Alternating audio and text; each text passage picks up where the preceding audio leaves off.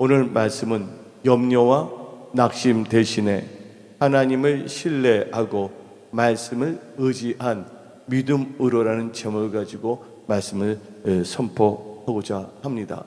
여러분들, 우리 기독교의 역사상 기도하는 것을 다 응답받는 분이 있었어요. 바로 그분이 누구냐면 조지 물러예요. 근데 조지 물러는 다음같이 말했습니다. 진정한 믿음이 시작되는 곳에는 염려와 근심이 끝나고, 또 염려가 시작되는 곳에는 믿음과 신앙은 끝난다고 했습니다. 그러므로 우리의 믿음의 사람들은 예수님께서 말씀하신, 염려하지 말라고 하신 그 언약의 말씀을 기억하고 마음에 새기고 항상 하나님이 주시는 평강 가운데 하나님을 신뢰함으로 살아가는 믿음으로 살아가야 될 줄 믿습니다. 그리고 진정 하나님께서 나에게 원하시는 크리스찬의 삶이 무엇인가를 깨닫고, 우리가 기도를 하지 않고 염려하거나 세상에 피해버린다면 하나님이 원하는 진정한 트루 크리스찬이 될 수가 없기 때문에, 여러분들 오늘 말씀이 선포되고 이 말씀을 들음으로 말미암아 여러분의 신앙의 아이덴티티를 점검하시고, 염려하지 말고 하나님의 신뢰함으로 말씀을 의지한 믿음으로 사시기를 예수 이름으로 축원합니다. 베드로 사도는 또 다음같이 말했습니다. 너희 염려를 다 주께 맡기라고 했어요. 근데 한 성경에 연구하는 신학자가 있었어요. 성경 신학자가 창세기부터 요한계시록을 엄청나게 읽었어요. 그리고 또 신구약 전체를 또 연구를 했어요. 그 단어 중에서 그분에게 딱 들어오는 단어가 딱 세 가지 단어가 딱 들어왔어요. 성령께서 조명해 주신 거죠. 근심하지 말라, 염려하지 말라, 놀라지 말라. 어렸을 때 근심하지 말라, 염려하지 말라, 놀라지 말라. 그래서 이걸 창세기부터 요한계시록까지 다 세보니까 366번이 나오는 거예요. 그래서 그 신학자가 생각해가기를 1년이 365일이니까 1년 내내 하루같이 염려하지 말고 근심하지 말고 놀라지 말라고 주시는 것이다. 근데 왜 365일인데 1년이 왜 366일 해서 하루를 더했을까? 근데 갑자기 그분에 딱 떠오른 게 있어요. 4년마다 뭐가 있습니까? 6년이 있잖아요. 그래서 366번이 나온다는 거예요. 그래서 하나님께서는 그 6년이 되는 날까지도 근심하지 말고 하나님을 의지한 믿음으로 살라고 하시는 것이구나 하고 그분은 깨닫고 간증을 했어요. 근데 우리 국어 사전을 볼 때 염려라는 단어가 나오고 있어요. 근데 염자는 무슨 염자냐? 생각 염자예요. 여자도 뭐냐면 생각할 여자예요. 근데 생각으로 되는데 이 염려의 또 국어 사전의 뜻은 여러 가지로 마음을 쓰며 걱정한다는 거예요. 여러 가지로 마음 쓰며 걱정한다는 거예요. 그래서 어떤 점에서는 심려라는 단어와 좀 비슷하죠.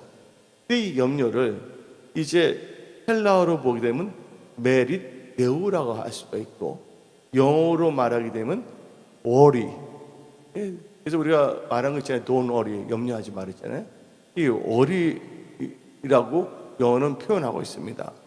근데 이 염려에 대해서 보게 되면 한 뜻이 한 네 가지로 나와요. 염려라는 것은 마음이 나눠진다는 거예요. 야고보서 1장 8절을 보게 되면 두 마음을 품어 모든 일에 정함이 없는 자로다. 그러니까 염려하는 자들은요, 마음이 두 마음을 갖고 있어요. 세상 한 발자국, 하나님 때 한 발자국. 또 하나님 앞에 확 들어온 것도 아니에요. 또 어쩌 점에서는 세상에 살고 있으면서도 자기는 세상에 살고 있지 않는 걸 착각할 수가 있다는 것이죠. 그래서 이 염려하는 사람들은요, 도대체 뭐가 없어지냐? 좀 약간 이제 하나님 뜻대로 살고자 하면서 염려하는 사람들은 평강이 없어요. 아예 세상에 쫙 빠져버리면 아예 염려 같은 것도 안 합니다. 세상에 취해서 그냥 살아버려요. 누가 그랬어요? 예, 어리석은 부자는 그랬잖아요. 어리석은 부자가 세상 살 동안 염려했어요? 염려하지 않았잖아요. 예. 그런데 약간은 찔림이 있는 사람들 말씀을 들을 때 염려를 하는데 예, 세상도 좋고 예, 하나님도 약간 좋은 것 같은데 예, 하나님이 인생의 주인이 되는 것이 아니라 자기가 뭔가로 하려고 했을 때 예, 마음이 예, 두 가지로 나눠지는 거예요. 예. 그래서 이렇게 할까 저렇게 할까 하는 예, 생각 때문에 확신이 없이 살아가고 있어요. 그렇다고 하나님도 아니에요. 단순히 이 세상에 어떻게 평안히 살 것인가에 더 치우칠 수가 있는 것이죠. 근데 진정한 평강은 누구로부터 옵니까? 하나님께로부터 오는 것입니다. 그래서 염려를 하게 되면 예, 판단의 기준이 오락가락 할 수밖에 없다는 것이에요. 두 번째로 이 염려라는 뜻은 뜯어 예, 질식시킨다는 거예요. 예, 짐승이 이빨로 어떤 생명체의 목을 확 물어버려 갖고서 예, 호흡을 하지 못하도록 질식해서 죽이는 거예요. 예. 또 한마디로 질식한다는 것은 어떤 점에서는 숨을 못 쉬게 된다는 것이죠. 여러분들 크리스찬의 그 호흡은 뭡니까? 영적 호흡은 기도거든요. 기도가 다 예, 하지 않게 돼버려요. 예. 그래서 결국은 기도를 하지 않기 때문에 나중에는 예, 시험에 빠질 수밖에 없고 세상에 취해서 살 수밖에 없다는 것입니다. 너는 살았다는 자나 실상은 무슨 자? 죽은 자가 될 수밖에 없는 것입니다. 세 번째로 이 염려라는 뜻은요, 날카로운 이빨로 갈기갈기 찢어놓는다는 뜻이 있습니다. 갈기갈기. 이 염려는 사람의 평강을 갈기갈기 찢어버려요. 어떤 이 가치관도 갈기갈기 찢어버려요. 또 마음도 갈래갈래 찢어 넣어버립니다. 그래서 하나님이 원하는 믿음의 생각을 할 수가 없어요. 네 번째로 이 염려의 그 뜻은 걱정한다, 근심한다는 걸 갖고 있어요. 누가복음 21장 34절을 보게 되면 다음같이 나옵니다. 생활의 염려로 마음이 둔하여지고 뜻밖에 그날이 덕과 같이 너희에게 임하리라. 그래서 뭐가 나옵니까? 생활의 염려. 또 어떤 분들은 생활이 괜찮으면서도 더 큰 것을 원하기 위해서 염려하고 있습니다. 아예 어디 고아원에 있는 애들은 그냥 먹는 것만 있으면 염려를 하지 않습니다. 예, 무력에 빠져버렸을 경우에는, 가족하지 못했을 경우에는 염려에 빠집니다. 빌립보서 4장 12절 같이 한 목소리 읽어봅시다. 나는 비천에 처할 줄도 알고 풍부에 처할 줄도 알아. 모든 일, 곧 배부름과 배고픔과 풍부와 궁핍에도 처할 줄 아는 일체의 비결을 배우노라. 우리는요, 이 크리스찬으로서요, 우리 신앙의 모델은 예수 그리스도입니다. 또 예수 그리스도 안에서는 사도 바울이에요. 어떤 목사나 어떤 사람들이 없어요, 지금 현대에서. 그러면 사도 바울은 말했습니다. 내가 예수를 본받은 것이 너희는 나를 본받으랬어요. 예. 그래서 우리가 예수님을 모델로, 바울을 모델로 산다 한다면 염려 걱정을 하지 아니하고 온전히 하나님의 영광을 위하여 살아갈 수 있는 선한 청지기가 될 수가 있다는 것이에요. 근데 아까 누가복음 21장 34절에 생활의 염려로 마음이 둔하여진다 그랬어요. 이 둔하여진다는 뜻은요, 이걸 원문을 보게 되면 감각을 잃어버린다는 뜻입니다. 감각을. 한마디로 염려는요, 영적 감각, 그걸 아예 잃어버리게 한다는 거예요.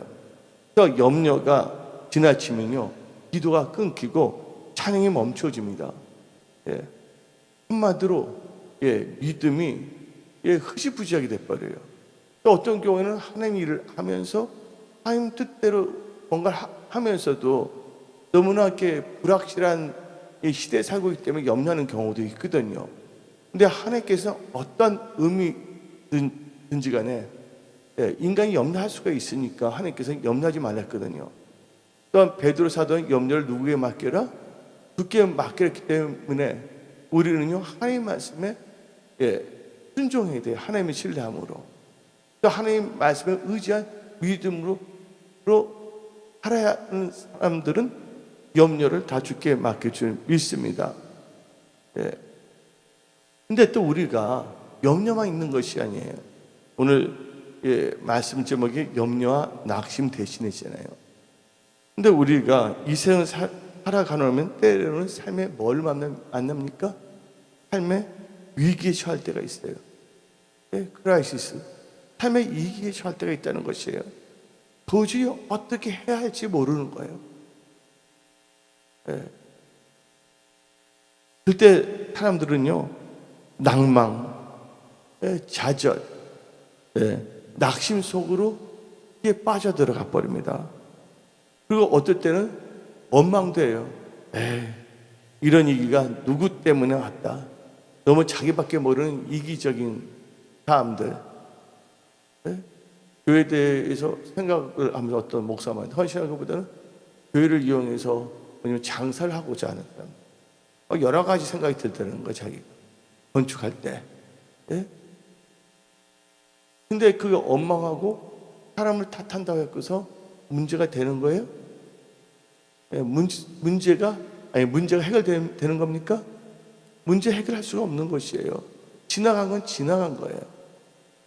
제일 중요한 것은 지금의 자세에서 모든 그 염려와 이 낭망을 주 안에서 없애버려야 될 줄 믿습니다. 근데 여러분들, 낙심은요, 그냥 무서운 것이에요. 낙심. 시편 기자는 말했잖아요. 내 영혼아 어찌하여 낭망하는가. 그래서 낙심은 히브리어로는 마사스라고 합니다. 마사스. 이 마사스의 뜻은 용해시킨다, 항폐케 한다는 것이에요. 나쁜 것을 용해시키는 것이 아니에요. 이 용해시키는데 뭐만을 용해시키냐면 좋은 것과 관련된 것만 용해시켜 버립니다. 건강도 용해시켜 버려요. 희망도, 행복도 용해시켜 버려서 삶 자체를 항폐케 한다는 것이 히브리어의 그 낙심, 이 마사스의 뜻이에요.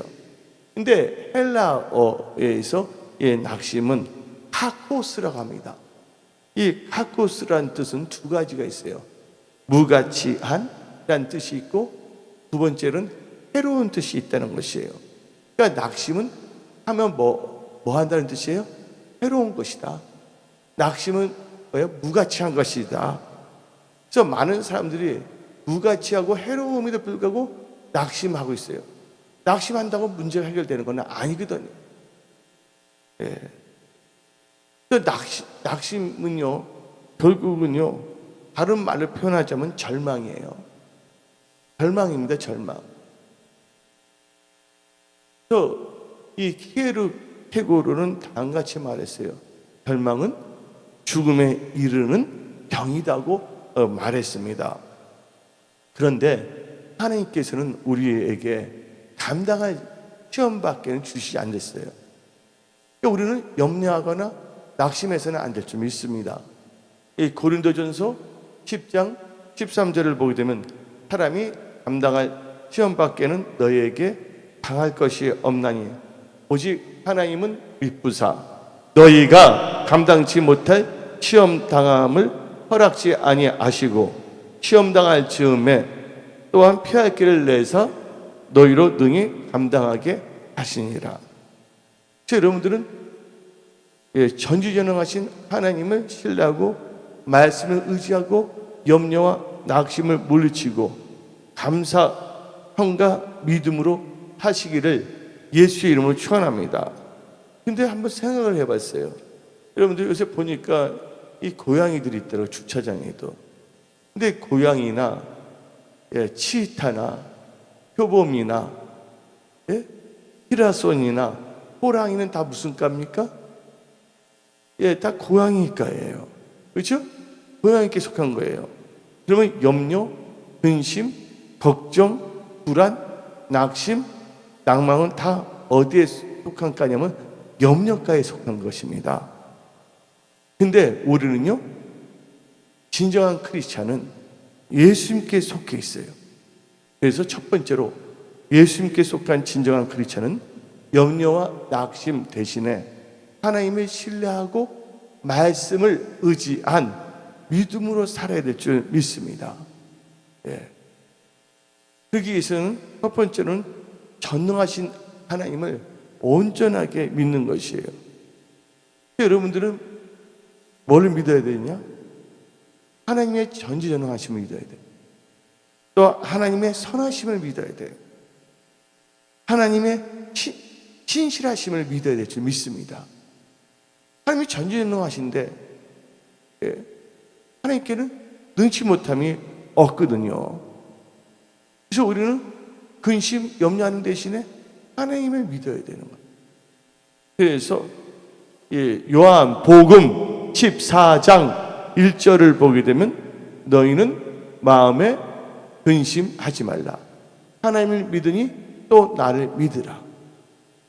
그래서 여러분들은요, 사람을 믿으러 하지 않았습니다. 성경에서는 돈을 믿으러 하지 않았습니다. 여러분의 명철을 믿으러 하지 아니했습니다. 오직 하나님과 주님만을 믿으라고 했습니다. 우리 하나님은 전지전능하시고 또한 신실하시고 선하신 하나님이시기 때문에 하나님을 신뢰하고 말씀을 의지하는 예수님에 속한 진실한 믿음의 크리스찬들은 하나님께서 반드시 도와주신다는 것이에요. 두 번째로 우리는 염려와 낙심 대신에 우리를 도우시는 하나님을 신뢰하고 바라봐야 됩니다. 시편 25편 3절을 보게 되면 주를 바라는 자들은 수치를 당하지 아니하려니와. 누구를 바라는 자들? 주를 바라는 자는 수치를 당하지 아니한다 그랬어요. 그래서 시편 25편 21절에는 내가 주를 바라오니 성실과 정직으로 나를 보호하소서 했어요. 그래서 우리는 주를 바라봐야 되는 거예요. 그래서 시편 121편 1절부터 2절을 보게 되면 내가 산을 향하여 눈을 들리라. 나의 도움이 어디서 올고 천지를 지으신 야훼 하나님께로부터 온다 그랬습니다. 여러분들, 우리의 도움이 누구로부터 오는 것입니까? 사람들이 힘들 때 사람도 찾습니다. 또한 권력 있는 사람도 찾아요. 근데 여러분들, 그 사람이나 어느 누가 역사하는 것이 아니에요. 그 사람의 마음이 변해버리면 소용이 있어요, 없어요? 그래서 여러분들은요, 하나님을 의지해야 돼요. 그럼 우리는 누구를 신뢰해야 되냐? 하나님을 신뢰하고 하나님의 사람, 선지자를 신뢰해야 될 줄 믿습니다. 그래서 여러분들은 여러분의 도움이 하나님의 한 분이라는 것을 절대적으로 믿고 바라봐야 돼요. 세 번째로, 여러분들은요, 믿음으로 살아가야 되는데 염려와 낙심 대신에 믿음으로 사는데 어떤 믿음으로 사냐? 하나님께 기도하는 것입니다. 오늘 본문 말씀 빌립보서 4장 6절부터 7절을 보게 되면 아무것도 염려하지 말고 다만 모든 일에 기도와 간구로 너희 구할 것을 감사함으로 하나님께 아뢰라. 그리하면 모든 지각에 뛰어난 하나님의 평강이 그리스도 예수 안에서 너희 마음과 생각을 지키시리라. 내가 아는 분이 있어요. 사업을 하시는 분이 있는데 이분은요, 빌립보서 4장 6절 7절을 엄청나게 좋아해요. 근데 내가 전도에 있어요. 비록 우리 교회는 안 다니지만 가끔 어쩌다 만났는데, 근데 그분이 어떻게 됐냐면 사업을 했어요.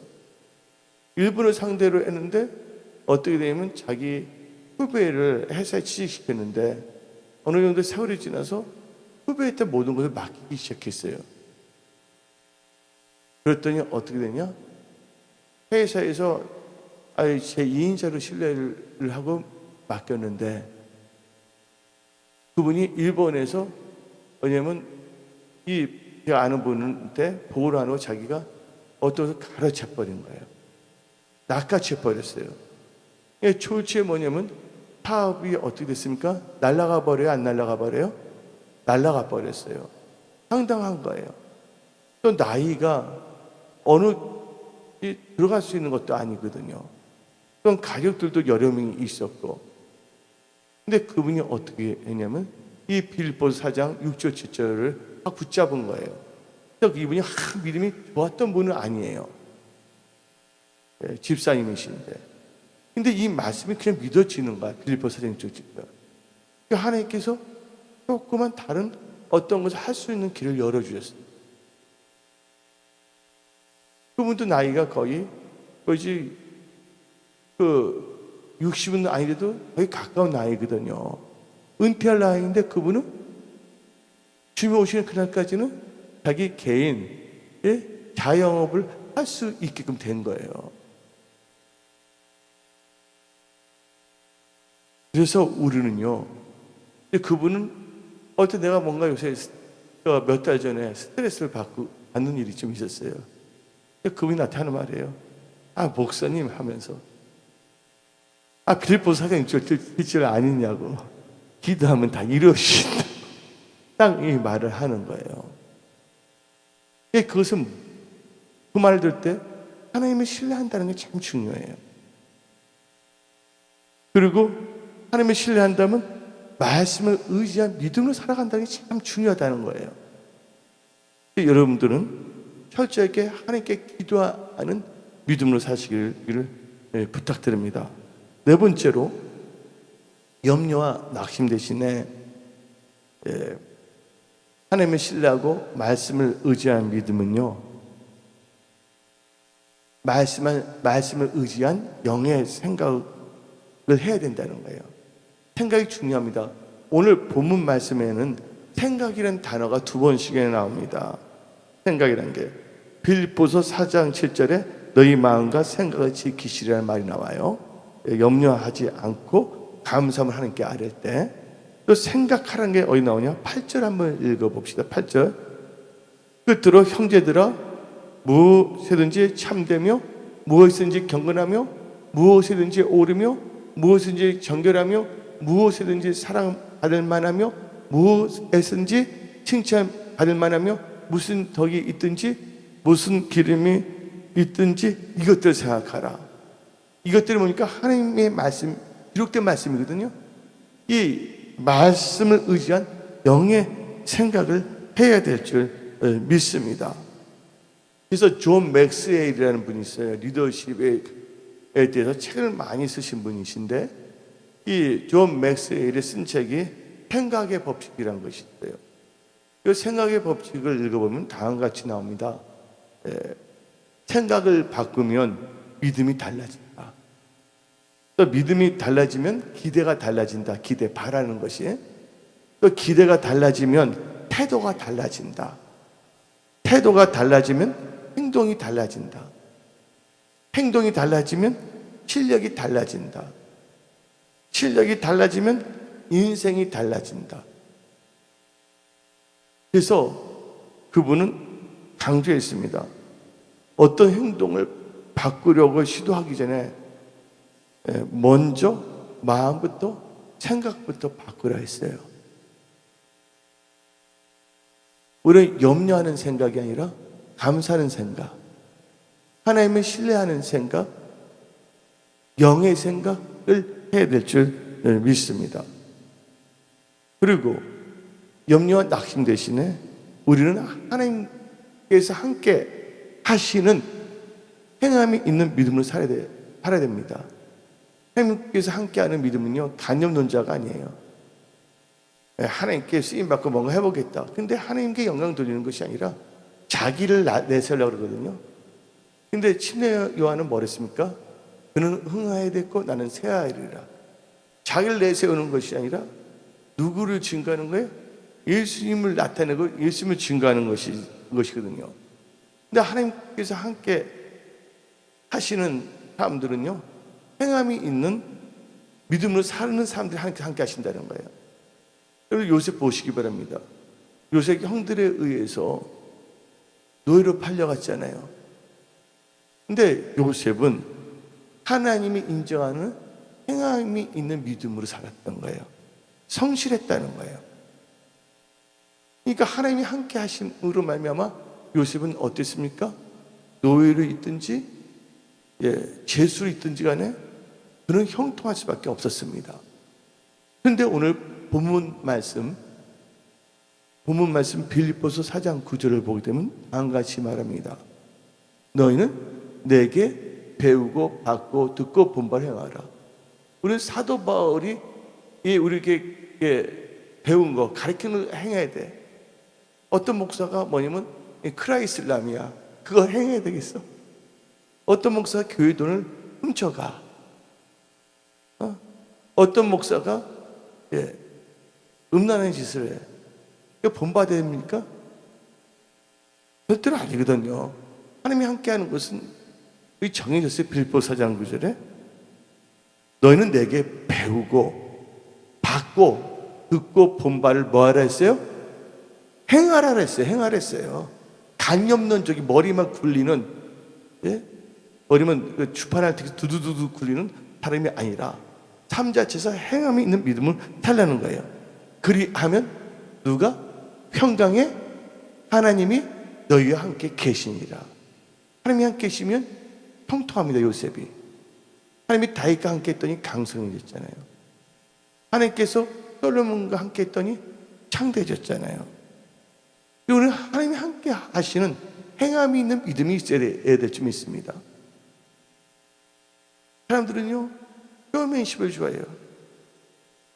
사람들이 드러나고 쇼맨십처럼 뭔가 하는 것만 쓰지 묵묵하게 배우고 듣고 한 거를 묵묵하게 행하는 사람들이 별로 많지 않은 거예요. 말세가 되면 될수록 그런 경향이 참 많아질 거예요. 애치는 자는 많지만 뭐는 말랐다고요? 생명수는 말릴 수밖에 없다는 것이에요.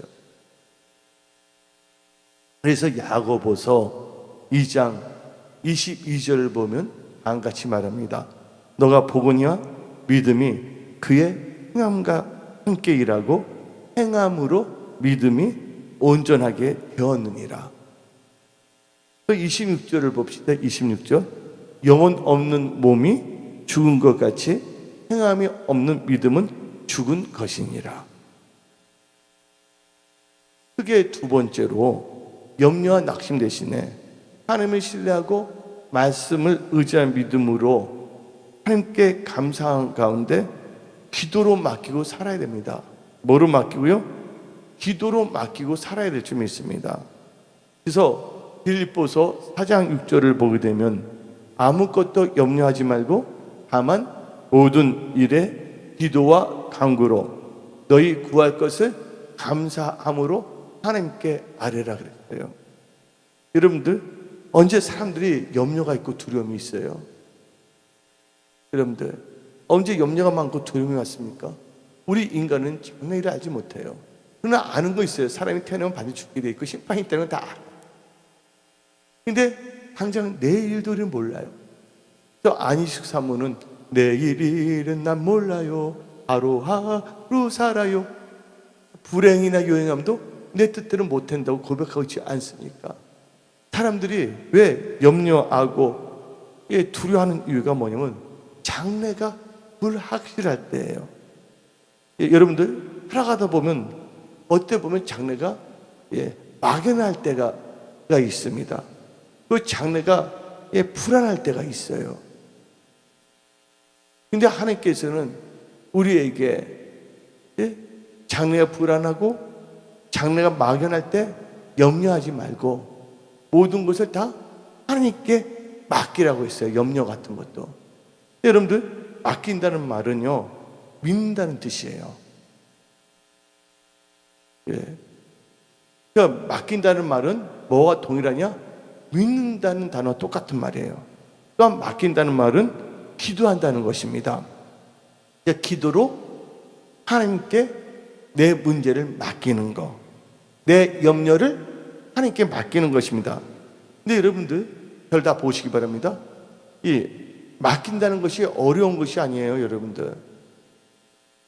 예, 여러분들 여기 여자 성도님들은 미용실 갈 거고, 남자 성도님들은 뭐 미용실 아니면 이발소 가잖아요.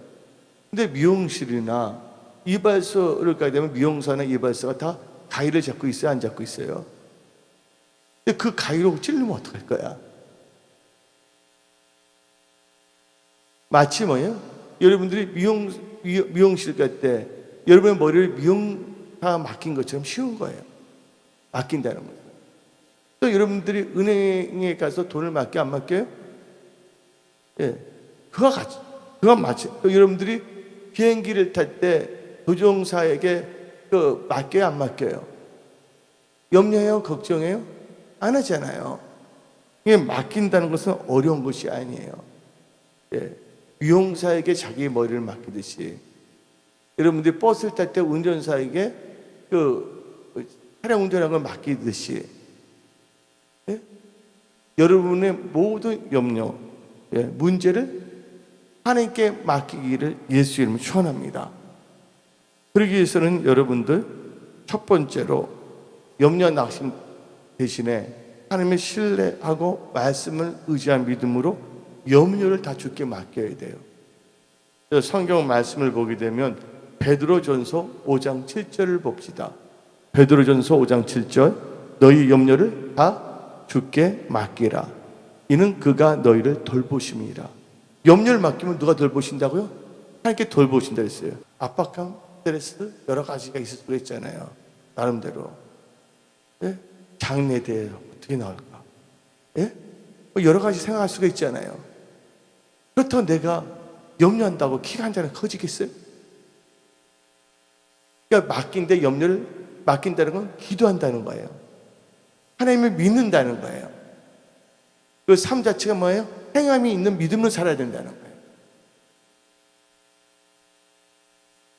거예요. 여러분들은요, 염려를 다 주께 맡기시기 바랍니다. 그래서 맡겨야 되는데, 첫째 뭘 맡기느냐? 염려를 맡기시대.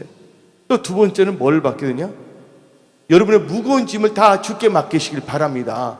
맡기는 게 있어서 첫째가 염려를 맡겨야 돼. 기도로서, 믿음으로서. 두 번째는 무거운 짐을 포함한 모든 짐을 맡겨야 돼. 그래서 시편 55편 22절. 5이야, 5, 둘. 시편 55편 22절. 너 짐을 여호와께 맡기라. 그가 너를 붙드시고 의인 믿는 자거든요. 믿는 자의 요동함을 영원히 허락하지 아니하시리로다. 아멘. 그래서 우리는 모든 짐을 맡겨야 돼. 그 무거운 짐이 좋은 거예요? 안 좋은 거잖아요. 야, 우리 하나님은 참 좋으신 분이야. 좋지 않은 거 다 맡기라는 거야. 기도로, 믿음으로. 세 번째는 또 뭘 맡게 됩니까? 여러분, 나의 길을 여호와께 맡겨야 될 줄 믿습니다. 그래서 시편, 나의 길이라는 것은 현재와 미래의 나의 인생의 모든 길을 하나님께 기도로 맡기는 거예요. 믿음으로. 시편 37편 5절 6절을 읽어봅시다. 시편 37편 5절 6절. 너희 길을 여호와께 맡기라. 그를 의지하면 그가 이루어지고 너 의를 빛같이 나타내시며 내 공의를 종의 빛같이 하시리로다. 네 번째 또 뭘 맡게 됩니까? 예? 여러분의 행사를 주님께 맡겨야 돼요. 그래서 여러분들은요, 하나님 신뢰하고 말씀을 의지한 믿음은 여러분의 모든 행사, 행사는 인생사, 여러분의 기업, 사업, 가정 모든 게 들어갑니다. 그 행사를 하나님께 맡기시기를 예수님을 축원합니다. 잠언 16장 3절 봅시다. 잠언 16장 3절. 기독교가나 회사 다니는 분들, 이 말이 참 중요합니다. 다 같이 읽어봅시다. 시작. 너희 행사를 여호와께 맡기라. 그리하면 너가 경영한 것이 이루어지리. 아멘. 이 말씀대로 여러분의 삶에 이루어지기를 예수의 이름으로 축원합니다. 인생사의 크고 작은 모든 것을 다 하나님께 맡기는 것이에요. 세 번째로 여러분들은 염려와 낙심 대신에 하나님을 신뢰하고 말씀을 의지한 믿음으로 주 안에서 항상 기뻐해야 됩니다. 왜 그러냐?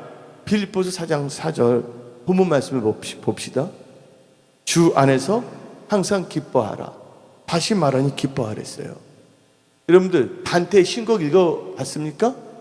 이 단테의 신곡을 읽어보게 되면 방 같은 게 나와요. 지옥의 맨 바닥에 많은 사람이 있어요. 그래서 고통을 당하고 있어요. 그래서 이 사람들에게 무슨 죄를 짓고 여기 왔냐 물어봤어요. 그때 어떤 사람이 대답했어요. 다른 죄가 아니라. 근데 그 고통받는 사람이 말한 게 아니라 거기 안내하는 존재가 다음같이 말한 거예요. 여기는 지옥 제 밑바닥에서 지금 고통당하는 사람들은 다른 죄가 아니라 이 사람들은 세상을 살 때 믿는다고 하면서 기쁘게 살지 못하고 뭐예요? 기쁘게 살지 못하고 늘 우울하게 한숨만 쉬며 산 죄 때문에 지옥의 맨 밑바닥에 왔다는 거예요. 저 기뻐하라는 것은 선택이 아니라 하나님의 명령이라는 거 아시기 바랍니다. 주를 기뻐해야 된다는 거예요. 그래서 성경에서는 왜 우리에게 항상 기뻐하라고 하는 이유를 알아야 됩니다. 첫째가 마음의 소원이 이루어진다는 거 하나님께서. 그래서 시편 37편 4절을 봅시다. 시편 37편 4절 또 여호와를 기뻐하라. 그가 너 마음의 소원을 너에게 이루어 주시리로다. 하나님이 기뻐해야 돼. 아멘. 나도 어떨 때 보면 장래가 어떻게 나오나 하면 여러 가지 생각이 다 들 수가 있잖아요. 교체하면서. 근데 아니에요. 내가 염려하고 불안하고 걱정한다 해서 문제 해결되는 것이 아니에요. 하나님께 맡기고 기도하고 믿음으로 살고 그다음에 하나님이 기뻐해야 될 줄 믿습니다. 하나님이 우리 마음의 소원을 이루신다는 거예요. 두 번째로 우리가 항상 기뻐하면 어떤 역사가 일어나냐? 여러분들 영육혼과 삶이 인생이 치유가 됩니다. 고침을 받습니다. 잠언 17장 22절을 봅시다. 마음의 즐거움은 양약이라도 심령의 근심은 뼈를 마르게 하니라. 마음에 기뻐하는 것은 양약이랬어요. 마음의 기쁨은 좋은 약입니다. 그래서 기뻐하게 되면 면역력이 또 발달되거든요. 주를 기뻐하는 게 너의 힘이라고 했잖아요. 하나님께서는 여러분들 하나님을 항상 기뻐할 때 여러분의 영육혼과 삶 자체를 다 치유하신다는 거예요. 기뻐하지 않는다면 단테 신곡에 어디 간다고 했어요? 우리 지옥 제 밑바닥에 있다고 말했어요. 단테 신곡에서는 항상 주를 기뻐하시기를 예수님 축원합니다.